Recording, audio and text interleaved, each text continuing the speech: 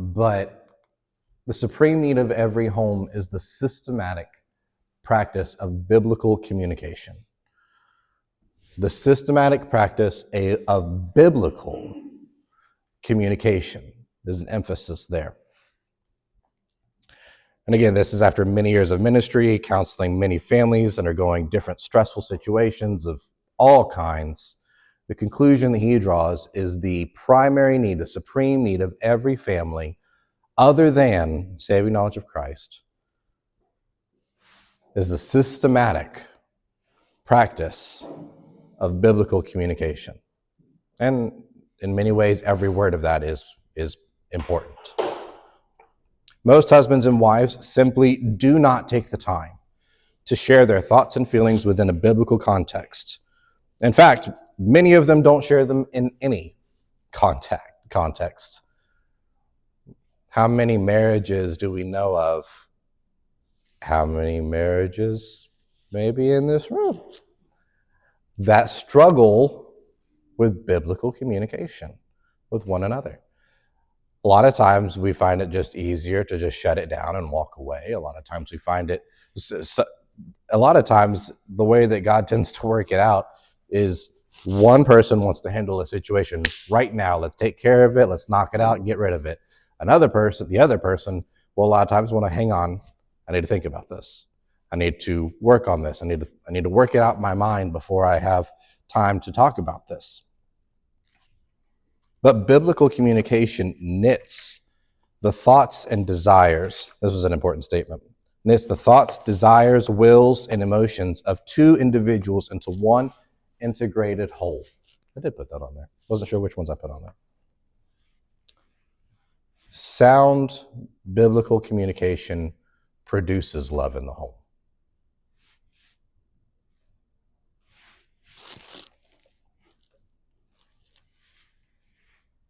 It is necessary for a marriage. Two individuals who are striving to knit together a unified oneness, to be able to live for the glory of God, to be able to raise children who love God and want to honor and serve God with their lives. This doesn't take place by accident. It does take place by the grace of God. But biblical communication in our marriage can help produce that oneness, that unity, that singleness of mind, purpose, thoughts, will, that helps to give a clear direction to the children after you, to what people view whenever they see your home, the perspective that they have. None of that happens without biblical communication.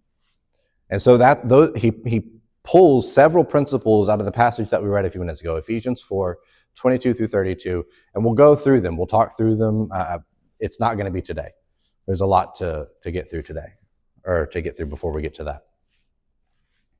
But it is important to understand also that these biblical principles of communication aren't just for the marriage. They're essential for the marriage, but they're also for all relationships.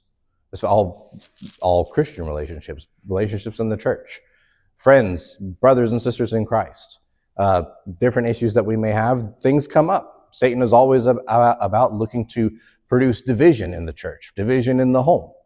And he can produce division in the church by starting in the home. But the way that we can mitigate that is to practice systematically biblical communication. I said that sound communication produces love in the home. Here's the first thing that we need to be aware of. We have problems. And we all do. A lot of times we fight that thought. We don't have problems. We don't argue. We don't fight or bicker. We don't do these things. Well, if that's the case, then honestly, it's probably because you're not really talking to begin with. If you're not in some way disagreeing and having to work through things, it's likely because you're not talking about the things you disagree about, which is a part of what he's trying to assert through this study. I'm aware, because I do this a lot myself, where if you just leave a problem alone, then it'll go away. And it's not necessarily the idea of just trying to ignore it, but I can just let go of the way I see it. I can, and sometimes that's the right thing. Sometimes that's just neglecting what you need in the marriage, which is that communication.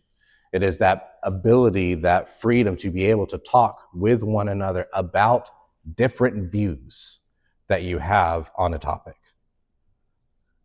So understanding that we all have problems, and there are several factors that contribute to the communication breakdown. Sometimes it's scheduling conflict, sometimes it's work, paying bills, general busyness and requirements of life. I believe I'm right. The next one is probably one of the greatest, especially for our generation, one of the greatest factors that can contribute to the communication breakdown: the electronic world. TV, computer, phone, tablet, all the things that pull us away, that pull our attention away from one another and keep it focused on our own things, our own thoughts, our own self. I got to pay attention to this, I got to do that. A lot of times, men generally typically are pretty good at segregating their thoughts. When they leave work, it just stays there, fine. They may carry like a little bit of it home, but that's there, I'm home now. You can generally kind of honeycomb those two different sections. But whenever you get home, you're done with the work, then sometimes, a lot of times, you'd rather decompress, or you want to relax, or you want to find something that can alleviate the stress that you did feel. And a lot of times, especially again in our generation, we go to the electronic world, right? You spend time on media. It could be social media, it could be YouTube, it could be shows, it could be movies, it could be video games, all sorts of things that prevent us from developing a biblical unity in our marriage. We don't look at it that way. We don't see it that way because it's just, I want to relax, I want to take a break, and I'm not saying that all those things are in themselves wrong or sinful, but whenever those things take priority in our life, or take the time in our life that should be devoted to developing Christ-likeness in our marriage and one another, in our homes, then it becomes sinful. We do all have problems. Failure to plan family time, or failure to plan family time, or family time gets interrupted. I was trying to remember the thought on that one.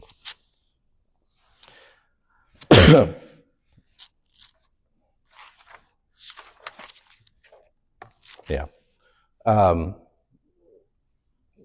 a lot of times, and again, a lot of us have younger kids, it's important to plan that family time. Again, men, a lot of times we get back home from work or whatever, and we want to relax, want to de-stress, decompress, and we want to go to something that's going to help do that. And that's okay. I've heard it said, men, sometimes we get home from work, go take a 15-minute nap, if you can. Head to the room, take 15 minutes, take a break, just whatever, and then come back out and be with your family. Plan that family time. Because whenever I really don't know what I meant to say, failure to plan family time, or, I don't know, I'm trying to remember, the phrasing is weird to me, but I understand the concept. The concept is that we're not planning the family time, or whenever we do have family time, it gets interrupted by, again, the electronic world, by different things taking place. Somebody sends a phone call, and I'm talking to the men, especially coming home from work, but ladies, it's on you too. A lot of times, sometimes it's something on our phone. Sometimes a family member reaches out. Sometimes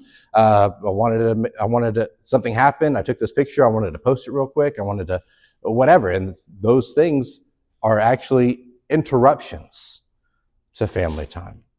It would be an important practice to just set those things aside. Set aside phones on purpose for a couple of hours, right? Do something on purpose to where you get a family game out and you spend that time together. Do something on purpose. And yeah, some of our kids are really little and they can't necessarily play and participate in the game. But what they do is they grow up seeing mom and dad playing a game together. And as they see that, as they get older, they want to be a part of family time too. They want to be a part of family game time too. And so we begin to bring them in and let them do that kind of thing. And it develops that unity of the family. So an important aspect is just the time that goes into spending with one another. The Bible does say redeeming the time, for the days are evil. And we need to, the idea is to make sure we're buying back, we're investing in the time that we do have. We never know how much time we do have. All right, now let me actually read this statement that I put on here that was important. The communication problems are compounded if, once dinner is over, so one of those ideas for family time, the family members go their separate ways to do homework, clean up the kitchen, read the paper, or prop themselves in front of the television or computer, often absorbing the trash and ungodly philosophies the devil purveys through these mediums. Again, we may, and so the idea that he's making here is you have family time, you have family dinner time. That's something that's emphasized a lot.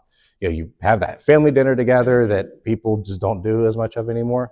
You have that family dinner, but then as soon as family dinner is over, it's like, all right, see you guys in the morning.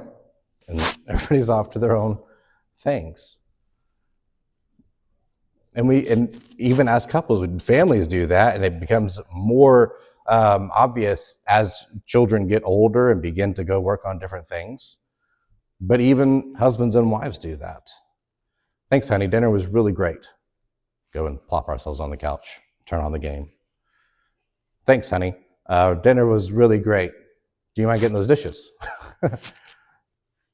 And even chores like that can become a family time. Helping one another with chores and work and workload, that becomes something that develops family time, that becomes something that develops that unity, and honestly even contributes to good biblical communication in the family. But whenever we choose to do other things with our time, whenever we separate, whenever I've just had a long day, it's just been really busy, it's really stressful, I need to get out for a little bit, every once in a while, I understand that. But the practice of it will produce disharmony in the home and disunity, and produce a home where it's really two individuals trying their best.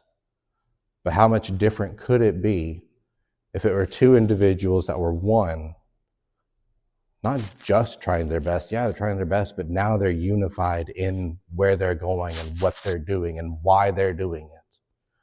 That doesn't happen without biblical communication. The fact is, again, we do all have problems, but secondly, there is hope. There is hope. A lot of times, we lose sight of this. And a lot of times, whenever we become aware of it, it's too much work.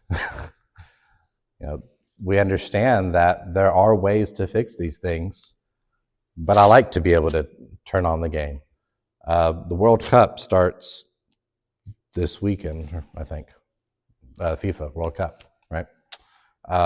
Basketball championship, the final series is on right now, today.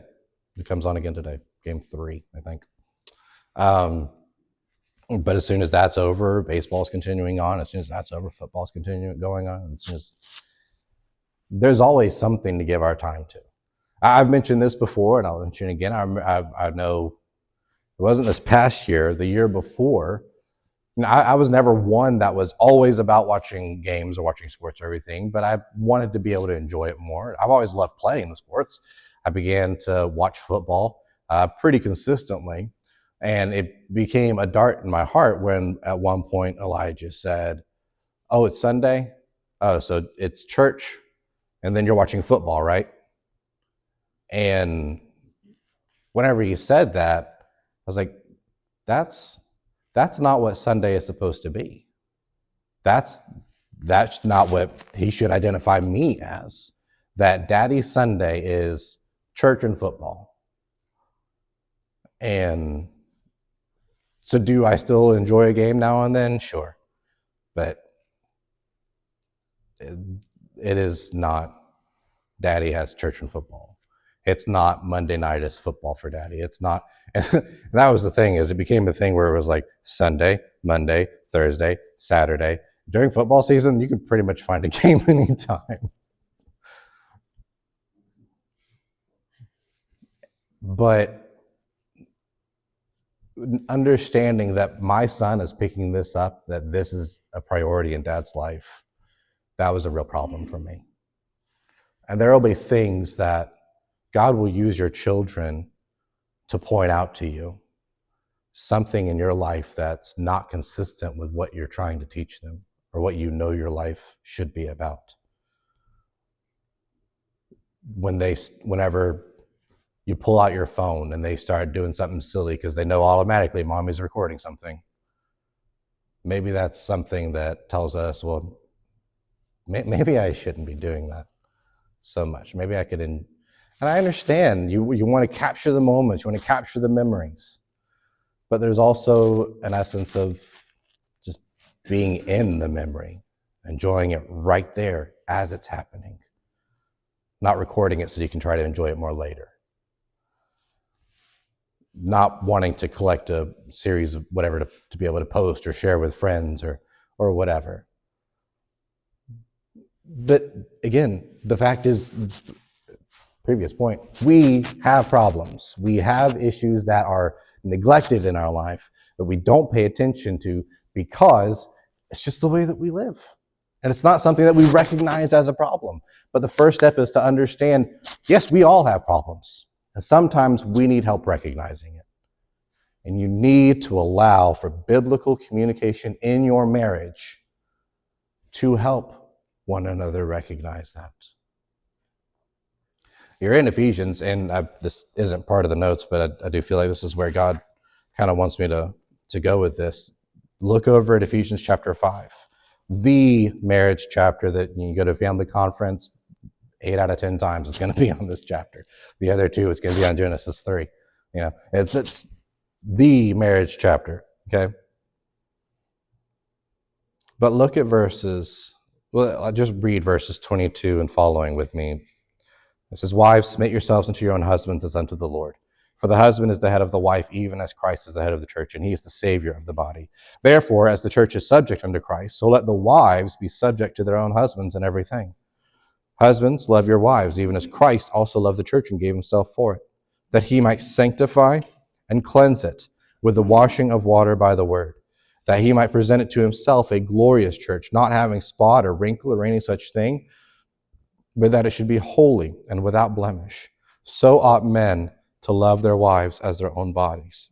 He that loveth his wife loveth himself.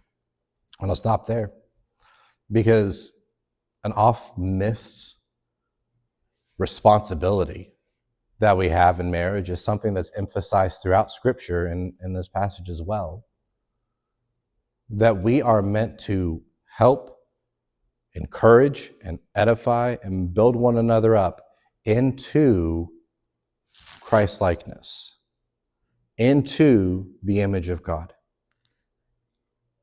into holiness and singleness of focus and purpose. So men need their wives to help them see that. And every man in here would say that, admittedly. Yeah, I need Michelle. She helps me in ways beyond her understanding. And every man in here would say the same about his wife. And in the ways that help is lacking, men need to be able to tell their wives, hey, you do so much, and I appreciate all that you do. Let me help with this. Can you help me with this? And vice versa. Men, our wives need to be able to come to us and not just look for an explanation, not just look for an answer, not just look for a solution to the problem. They're not necessarily coming to Mr. Fix-It. They're coming to the man that they married. They're coming to the man that God provided for them because they need you to help them. With chores, sure. Whenever she asks help with chores, she's not asking because she's too tired or weak to be able to get these things done. She's asking for help in producing the kind of home that she wants to give to you. She wants to give you a home that is clean. She wants to give you a home where you come into the kitchen and the dishes are done. You go into the living room and the clothes are folded and put away. She wants to give you those things. For most of us, for the past 5 days, there's a lot of little ones in the home that also require a lot of attention. So what she's also trying to do is she's also trying to raise up little ones who are going to follow after the direction that we are setting, that we as men are setting. But she can't do all of that alone. So whenever she comes and says, hey, I need help, it's not our job to say, well, I've been at work for 9 hours today. I got up at this time, I had to get ready, and I got to get home, and now I got this other thing, and I got... Biblical communication requires, and I will hit this just briefly because we'll get to the actual first chapter next week. Biblical communication, and we will talk about it more later as well, requires two things as I've come to just summarize it together, and we'll get to a lot of biblical principles about it, okay? But two things are primary, supreme needs in biblical communication, and they are these: honesty and humility. Honesty with one another and ourselves. I don't have the strength to do this. You know what? You're right. You don't. None of us do. But our strength doesn't come from ourselves. Our strength is meant to come from God. Oh, that's spiritual strength. No, that's physical strength as well. God gives physical strength. He gives rest to his beloved. He gives strength to those who call and ask upon him for it. He gives strength. It's important for us to be honest with ourselves that sometimes our lack is because of our lack of asking. But it's also important for us to be honest with ourselves to say, you know what? I need to do more to help. I need to be there better and differently. Sometimes honesty is being, and this is where a little bit of the humility comes in as well, being willing to listen and agree, yeah, there's a problem there. That does need to be fixed. You're right. Again, that's the humility in there too. And I want to emphasize this both ways because we'll be done here. Emphasize this both ways. You have to have that ability to be honest with one another. And again, we'll get more into this next week. It's not something that's aggressive. You're not attacking. You're not doing anything. You're on the same team. So you're honest with one another. Where there's, I need help, or hey, it seems like you're struggling with this. And then we be honest with ourselves. Yes, I do need help. Yes, there is a problem. Yes, I actually did need to talk to you about this. I need you to do this differently. Honesty, humility. We're coming at each other. I don't even like the way that sounds. Coming to one another in humility, saying, hey, well, say it this way. It's not saying you're messing up here. It's not saying you failed. It's not coming in an accusing, aggressive way. It is coming in a humble way and saying, I really need you.